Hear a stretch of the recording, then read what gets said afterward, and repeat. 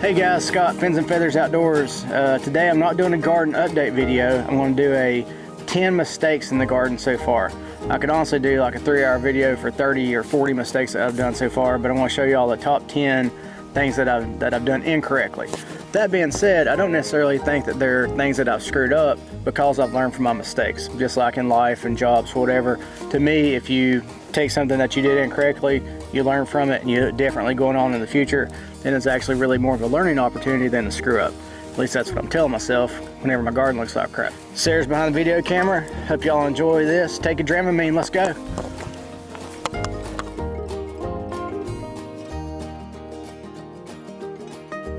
All right, so if you look here, mistake number one, what do you see here? An empty bed, just nothing but dirt. That's because I pulled up all the strawberries this morning. Here's one residual one I just found. The reason I pulled them all up is because, number one, they're like a really good tasting weed, which is fine if they're in a contained environment. That's what I plan to do. However, I didn't take the time to do the research and find out the difference, or to learn the difference between like everbearing, June-bearing, and the other types of stages that they actually fruit in. So with that being said, I had a little bit of everything, honestly. This was when we were first moving in. Sarah filming, my family, they were all helping plant. We just threw stuff in, which was cool and it looked good, but I wasn't getting one harvest at a time.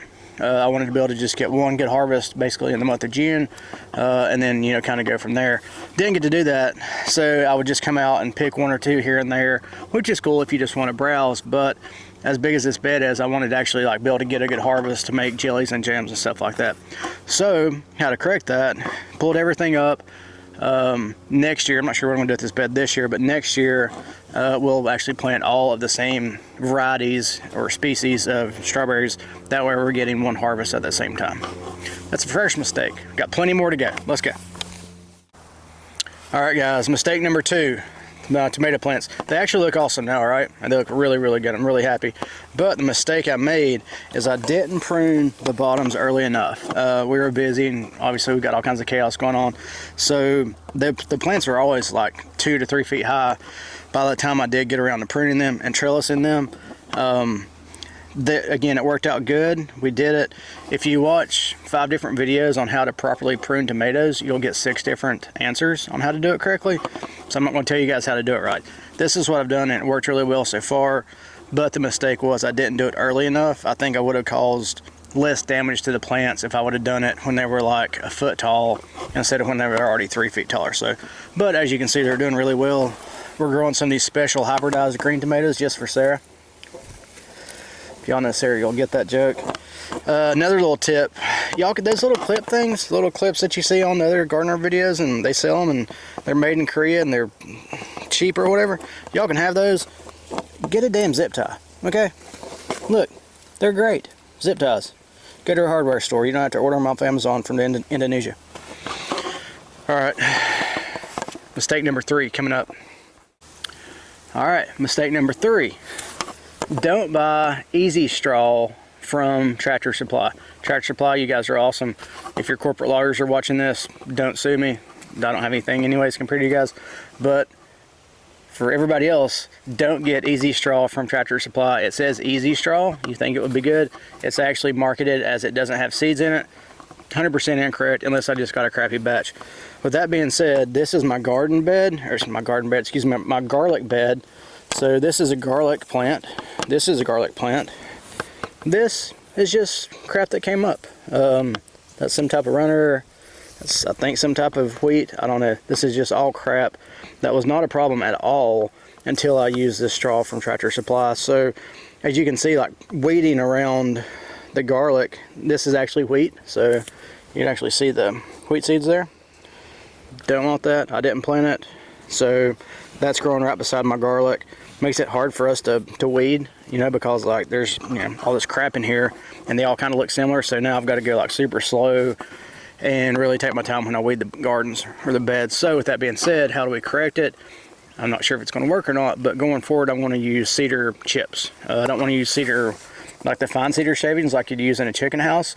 I want to use cedar chips. I like the smell. Supposedly it has like a little bit of repellent to it as far as pests, and it looks good. And I think it's going to have still the same insulating factor and moisture retention factor, but we're not going to get the seeding factor that we're getting out of this crap from here. Okay, where are we going, Sarah? Mistake number 4. Your peach tree? I don't know, I gotta look at my phone. I'll be right back. Okay, mistake number whatever, I don't know, I'll put it up here, whatever. I still kind of suck at editing, so it might not even have a number up there, I don't know. Either way, this mistake, the garden beds, I didn't factor in the soil compaction after the soil settled. This soil is compost from Wilmington Compost here locally. Great product, they're great people, they're super responsive, they're very fair priced. However, it shrunk, or decreased in height, I should say, by about probably 6 inches. So we're going to put 2 mistakes on this. Number 1, like you see these melons here, I actually had to add soil to get them elevated. This soil is fine, it's good soil.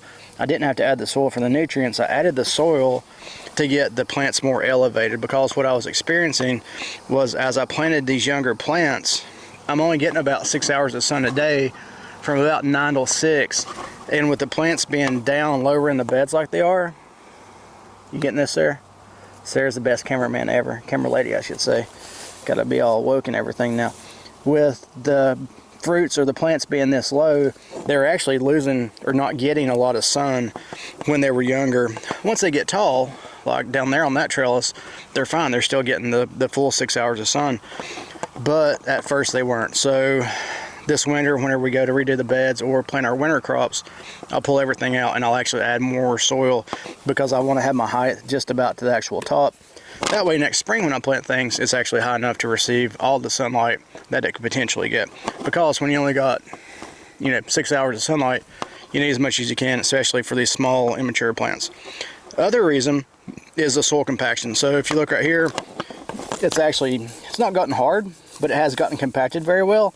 Again, it's really good soil, and you can look at this, it's just beautiful soil, but it did compact, so I will have to aerate that just to promote microbial and bacterial health in the soil. I think I got that right. I heard it on another garden channel. Okay, next mistake. Okay, mistake number 6. I don't see anything wrong. Do you guys? Comment if you do. Do you see anything wrong? Sarah, do you see anything wrong? Yeah, this beautiful peach tree that's freaking laying sideways. What did I do wrong? I didn't stake the damn thing. Honestly, I didn't expect to have this much fruit production the first year. Look at these things, man. These are absolutely beautiful. Look at that. Really pretty. These are Duranzo red skin peach. I don't know if they taste as good as they look, they're going to be awesome. Either way, mistake, didn't stake my fruit trees. How to fix it? Obviously, I just need to stake my fruit trees. Actually going to do that after we get done with this video. And I feel like I shouldn't even let go of this, but this is what it does. Oh, don't break. Okay. I feel bad even putting that on the video. Worst gardener ever. Alright, mistake number 7. Okay, I couldn't help it. I had to fix it. So this is actually the correction to whatever mistake number that was. We just put out some stakes, some twine. Probably should have put some type of rubberized coating on this, but this is just temporary. I'm going to redo it correctly, as well as redoing all the trees that need to be properly staked. Alright, this is kind of a fail, kind of not. I kind of learned from what I did wrong quickly, so I think we remediated it. How do you say that, Sarah? Remediated? We fixed it. We fixed it. The corn, this bed, like I just talked about with the soil compacting, this is actually a hugelkultur bed. So under this soil is broken down organic material, sticks, honestly like the stuff you see right here, some of that's in there. Broken down green stuff, like any type of grass clippings we had. It's good. It's a good way to do gardening, but it was absolutely stupid for me to plant a plant that's going to grow 6 foot tall and assume that the roots were going to have something to grab hold of, which obviously they didn't. So we had a small storm the other day, came outside, and all the corn was laying down on its side. So we just kind of halfway fixed it, but I think it's working good. We put in some, I don't know, whatever these things are, stakes, green little stakey things, and used twine to just kind of give them some rigidity. We actually put it all the way down through, and it worked out pretty well. We had quite a bit of wind this morning, and they're doing good. I mean, they look like corn. So we actually got tassels right here. Then we've got these guys coming out. So we got the start. Honey, if you want to show this is actually the start of a corn cob right there. Where? that guy. So another one right here. I don't think I got that one. Wait. So I think we did okay. Again, this was definitely a mistake. Learn from it. Next year I will not be planting corn in the hugelkultur beds, obviously, because I want to plant something with more shallow roots and something that grows out rather than up. Speaking of growing out, I don't think I could have done anything wrong on this squash. Not to pat myself on the back or whatever, but this stuff is out of control. This is the harvest I got today. And honestly, we could pick again. This was this morning. We could probably pick again right now and get 4 or 5 more. This stuff's nuts. I don't know. I didn't do anything. I wish I could be like, yeah, I'm the best gardener ever. Let me give you a tip and a trick on how to do squash. I just planted it, man. I don't really have a clue. Kept it watered, put some organic fertilizer on it, and boom, this is what it looks like. So, Sarah, I hope you like squash. Okay, real quick, before we get to the next screw up that I've done, check out this new bed I built today. It's another no-till bed. I think I'm using that correctly. This time, going on my earlier mistake about the easy straw from Tractor Supply, this time I actually used cedar shakes or shavings, so it smells good. There should be no way there's seeds in there, so I shouldn't have to worry about any germination from unwanted seeds. But it turned out really well. That's 40 bags of the big bags potting mix in that right there for 1, 2, 3, 4, 5, 6, 7 rows. And it works really good. Actually, I'll show you the other one real quick just to see what it'll look like when it actually gets established. So this is the no-till bed that I did. I've only done it like maybe a month and a half ago, and as you can see, it's growing really, really well. Which brings me to my next kind of a mistake, kind of my mistake, just something I didn't see coming. Sweet potatoes. These dudes are like freaking like ivy almost. Their growth rates, and we could look at it. If you guys know it, leave a comment. I'd love to know more about it. But their growth rates are insane. Like once these kind of got established after planting them, 2 weeks later, boom, they just literally went everywhere. So I'm only about 3 weeks into actually having these planted, and we need, I think, about 2 more months before they're harvestable. So I'm assuming my entire garden is going to be sweet potato vines. I don't know, but is that a fail? I don't know. I guess I probably could have researched it better. They might be planted too close. They might not. I don't know. I'll keep you guys updated. Let's go see what else I screwed up. Okay, next thing I learned the hard way. This is Biotone. It's in the Spoma product. It's really, really good. I used it on pretty much anything other than actual vegetables. I used it to get started, and it is a starting agent, or a starting conditioner, I should say. It worked really, really well, especially for the larger woody vegetation, but the few vegetables I did use, and then my citrus trees, I absolutely burned the crap out of them. I picked this up off the ground. This is not actually what happened, but it will, I don't know, I feel like they got too many nutrients too quickly, and they're probably also going through transplant shock as well. So what I did was I just screwed up. Again, this stuff is great. Really, really good product, but I'm not saying don't use it by any means. Use it for sure. Just be careful. Don't do like I did. And honestly, whenever I put it down, I didn't do this. I didn't read the directions. It actually says directions for use. I was just like that. So definitely my fault. Next time I do it, I will be more cognizant of reading the label. So you guys should do the same.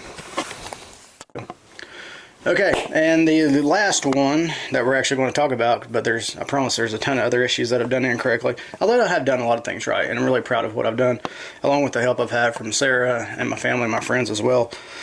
With that being said, your seedlings, everything in the greenhouse has seeded really, really well.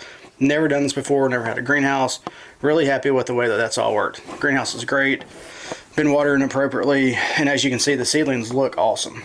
We've got Bedwell Casbah melons, Sugar Rush peach peppers, sunflowers, tender sweet melon, tiger melon, mellow yellow beans. I've got kind of a problem. I lay in bed at night before I go to sleep and I buy things on Amazon. Sarah doesn't like that. So with that being said, here's what I did incorrectly. So the seedlings, everything seeded good. It germinated really well, but when I would take it out to plant it, they would either die or they were like super stunted and just really unhappy.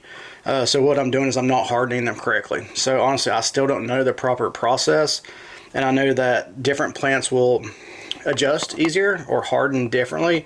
I don't have all that knowledge yet. So a good example is like these three, they're melons or some type of cooker bits. I don't really remember. That could be number 11 of things I've screwed up because I'm really terrible about actually labeling my seedlings. But these three look like crap, right? They've been watered every day. I took them outside to try to harden them up, and that's what they started looking like. Compared to this tender sweet melon that hasn't left the greenhouse yet and looks like a rock star. So I think it's going to get a little bit better as things are warming up now. When I first started doing this, it was actually back in the spring and it was colder. We actually had a really cold spring. So I'm hoping that now it's going to be better. Again, if you guys know anything about this or have any ideas, please leave a comment because I'd love to learn more about it. And honestly, Sarah is really freaking tired of watching gardening videos every night on YouTube. Alright, that's it. If you guys have any questions, let me know. Thanks for watching. My family and friends, thank y'all. Sarah, thanks for filming. I'm not sure how the video is going to turn out. Hopefully it wasn't too shaky. Thanks, guys.